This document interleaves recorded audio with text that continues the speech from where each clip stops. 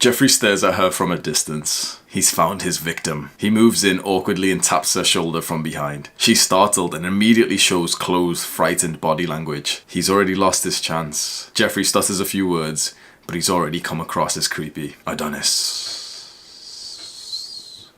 Girls act creepy to Adonis, but he doesn't judge them for that. It's natural to overthink and act weird when you're interacting with someone who's far higher in the social hierarchy than you. And so Adonis gets to enjoy the awkward acts of the pretty girls that most guys dream of.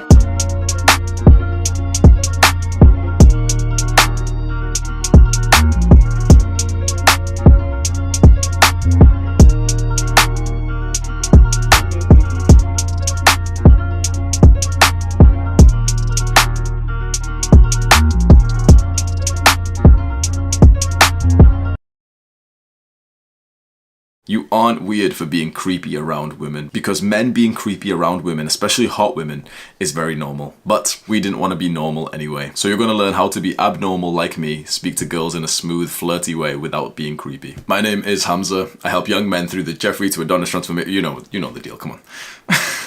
I can't be asked. Click on the subscribe and the post notification button, you know. Tired of being a YouTuber, bro. Smash the like, at least I've never said that before. Smash the like button. It really helps the channel, guys. It's for the algorithm. So I remember when my target would look at me. There was one particular thing I used to do when I had a crush on a girl, bro.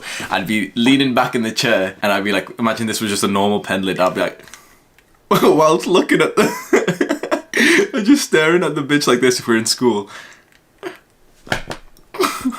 I thought it looked cool.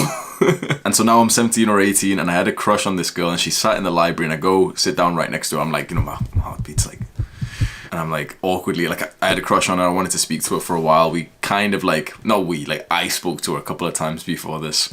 And so I sit down next to her and she's kind of like, when I look back to it now, she's very reserved. She wasn't interested, but younger Hamza's still trying to so he's just making small talk. Eventually she gets up, she starts packing her stuff and she says, I'm gonna go now, bye. I'm gonna go downstairs. And I'm like, oh yeah, like me too, I'm gonna go fill my water bottle. So I literally like walk down with her.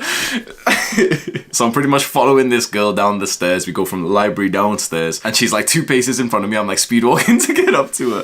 The water fountain's up there, but also is her table where all of her friends sit. So it's like T-minus 10 seconds before she gets to her friends and there's witnesses for what I'm doing here. And so I need to ask her out. This is the opportunity to ask her out right now. And so, what do you think I did? I finally pick up the courage. We've got literally like 2 seconds before she gets to her table and I say, Do you want to go see Guardians of the Galaxy with me in the cinema? She just looks at me weird, says like, oh, no, and then sits down next to her table. Everyone's looking at me. Mission failed. We'll get them next time. I've just got my water bottle. I'm like one of those guys like holding my water bottle up here. Quickly fill it up and get the f out of there. And then things changed when I got to university. I was correctly sexual. I did and I would have come across as creepy to a fair amount of girls, but I also came across as flirty and sexual to a fair amount of girls, and that was a win for me. And that is the transition that most guys are gonna have to go through, and it's uncomfortable, and that's why you're probably stuck in the earlier stage where you're either creepy or you just don't really polarize women so that you could even be perceived as creepy. You have to go through the transition period where you actually become a little bit creepy, and then you start getting like good with women, your value goes up, you've been self-improving, you've been building the body, and then when you actually start to get some success with girls, at least some people will not find you creepy anymore, and it kind of converts into this transition. And now I literally don't feel creepy at all. I don't think any woman that I interact with thinks of me creepy at all. And in fact, the girl that I'm dating, I sent her this text just saying, rate me out of 10 for creepiness on our first date. And she just said like, not at all, 1 out of 10. It was just a bit weird that she thought that I had my group of friends with me. Like I brought my group of friends to the date, but I just got there early and I ended up just like speaking to people around me, Dale Carnegie speak to like this group of youths, and I was just chilling with them when she came, so she thought like I brought like my whole gang with me to our first date. And so if I give you a few examples of my interactions with women over the last, like, let's say 1 to 2 months, there's a few that come to mind. One is a girl in kickboxing. She was in a couple of my sessions. I wanted to speak to her, but I never kind of got up to her. You've probably had this with girls in your class where you kind of like want to speak to them, but then you go home and then you kind of think like, oh, I should have spoke to her. So probably about a month ago, I'm thinking, okay, today's the day, I'm gonna speak to her. And I see her come in and I have like a quick, like nice conversation with her in our training session. And at the end of the session, I see her like packing up and I just walk straight up to her and I said her name. and said, what did I say? I said like, you really caught my eye today, and so I wanted to speak to you and get your number. And she got really happy. Like I said it in like a nice way, and she got happy and she said like, oh, that's so sweet, but I'm engaged.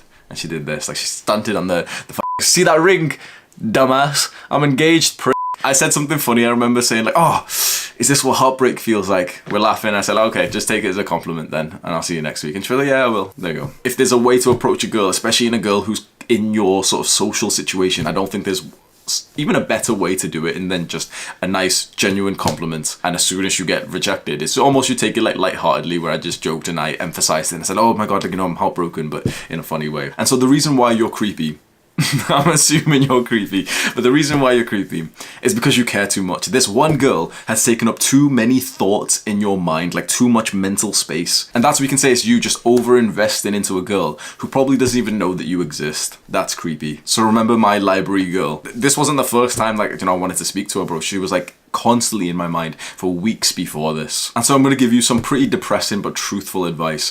For the beginning stages of dating, you have to not really care much. Let's say you like this girl, you've got to really not care about her that much for the first like beginning stages, up until both of you have had a nice connection together. You've got to have like a nonchalant vibe where you're just kind of like, yeah, like they're cool. That thought comes into your mind when you think about them, and then you pretty much forget about them for the entire day up until you've said that you would meet up together. And so most guys are creepy for two reasons. One is that you have the anxious attachment style, which we can refer to as just caring too much about that girl. And the other one is that you are low value. You have a low SMV, sexual market value. So that means then there's two routes that you can take to be less creepy. So number one is to battle that anxious attachment style. Anxious attachment style is like, it's kind of formed at childhood depending on how your parents treated you. If your parents made you anxious, so if they shouted at you, if they slapped you, if they threatened you, if you kind of felt like the love was on and off and everything, you're probably going to be the anxious attachment style. You're probably going to like care too much, you're going to overthink, you're going to overanalyze the actions of people, you're going to like really, like, your mind gets taken up by your relationships. And so if that feels relatable to you, if you feel like you've got the anxious attachment style, you have to start emulating a secure, healthy love. This comes from things like doing inner child work and healing trauma. And I know that this stuff feels and sounds kind of weird.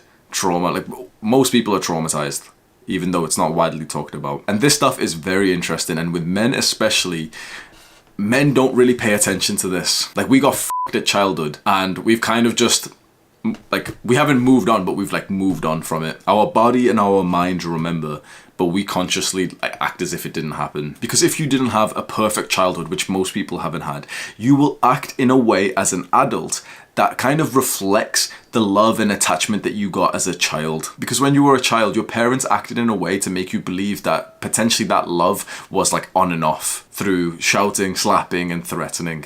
Welcome to being Asian. And this makes you cling on to any love that you can get. And this is why you quickly get attached. And that means that you care too much. And so I can recommend you two books. I'm quite new on this myself, so I can't truly give you much wisdom. I don't have any wisdom on this myself. I've got a bit of knowledge, but not enough to like, you know, I've got the humility to show that I can't really teach you much just yet.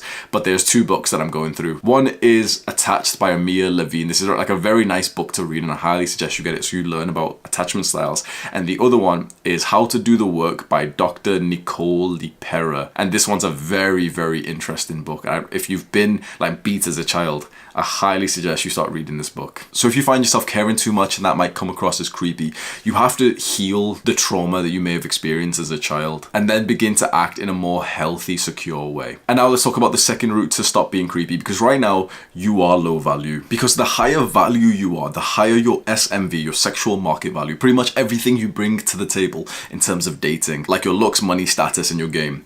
The higher your SMV, the higher the barrier for creepiness. So for example, if you cross this height, you're creepy. But if you've got hunter eyes, then the height's up here. If you're Tom Cruise, if you're a millionaire, then the barrier's way up here. So you understand how this works. So maybe you're a low value, unattractive piece of shit right now. So your barrier to being creepy is way down here. Like no girls want to speak to you. Maybe you're like a normal guy, it's here. Maybe you're a normal guy who's been working out, so it's here. Maybe you're a guy who's now jacked and it's like way up here. What's interesting is that I'm still the anxious attachment style. That hasn't changed. But since my value, my SMV has changed, I have truly felt this barrier, this height of the line of creepiness move. What actions I might have done, let's say years ago before, you know, I got the confidence, the looks, the body and the business and everything.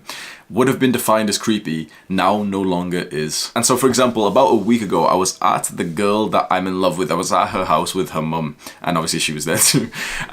So I already know a fair amount about her, but I probably knew like more than what would be normal. Because I had been onto, like, she got a random blog that she linked in, like, her Instagram and everything. I've read the blog post and everything. And so we were just kind of casually talking. I was like, yeah, you haven't posted since November, have you?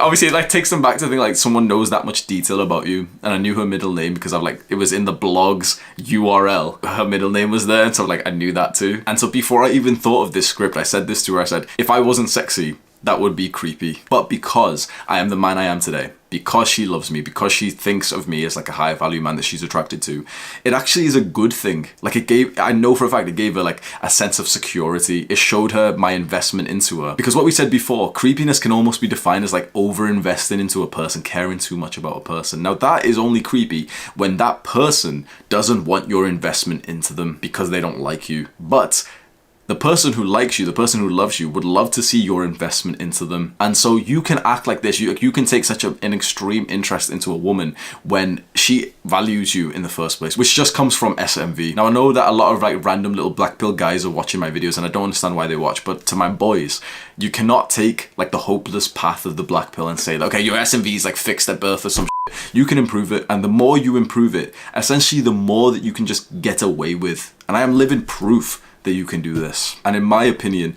the best thing that you can do to improve your SMV is building the 10 out of 10 aesthetic body, which you can go down to the description right now and click on the link and you'll get my workout routine sent to you.